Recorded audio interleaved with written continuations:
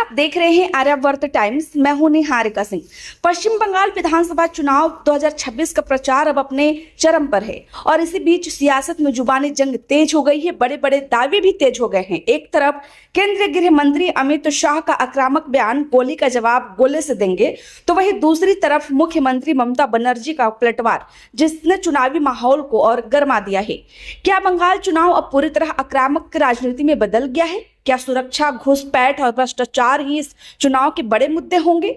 और क्या इस जुबानी जंग का असर वोटरों पर पड़ेगा? आइए पूरी खबर विस्तार से समझते हैं। सोमवार को अमित शाह ने बीरभूम और पश्चिम वर्धमान में कई रैलियां और रोड शो किए।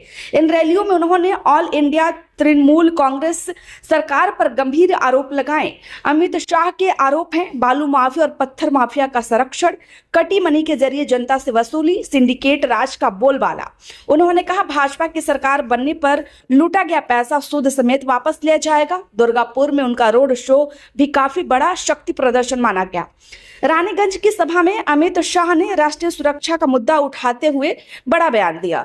गोली का जवाब गोले से दिया जाएगा। उन्होंने साफ किया कि भाजपा किसी भी तरह की घुसपैठ और अवैध गतिविधियों को बर्दाश्त नहीं करेगी।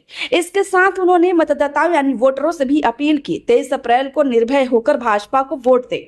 अब बात करते हैं मुख्यमंत्री ममता बनर्जी की। बीरभूम के सूरी में अपनी सभा में ममता बनर्जी ने भाजपा और केंद्र सरकार पर जोरदार हमला बोला। ममता का बड़ा दावा, मेरे खिलाफ 19 राज्य और केंद्र सरकार एकजुट हो गए हैं। मैं अकेले जनता के अधिकारों की लड़ाई लड़ रही हूं। उन्होंने प्रधानमंत्री नरेंद्र मोदी के मन की बात कार्यक्रम पर भी निशाना साधा और कहा कि इसे युवाओं को प्रभावित करने के लिए इस्तेमाल किया जा रहा है। ममता बनर्जी ने दावा किया कि तृणमूल कांग्रेस 226 से ज्यादा सीटें जीतकर सत्ता में वापसी करेगी। उन्होंने भाजपा पर कई गंभीर आरोप लगाए।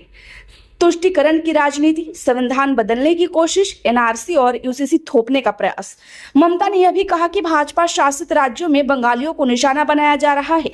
पश्चिम बंगाल विधानसभा चुनाव 23 और 29 अप्रैल 2026 को 2 चरणों में आयोजित होंगे और 4 मई को नतीजे सामने आएंगे। इस बार मुकाबला बेहद कड़ा माना जा रहा है।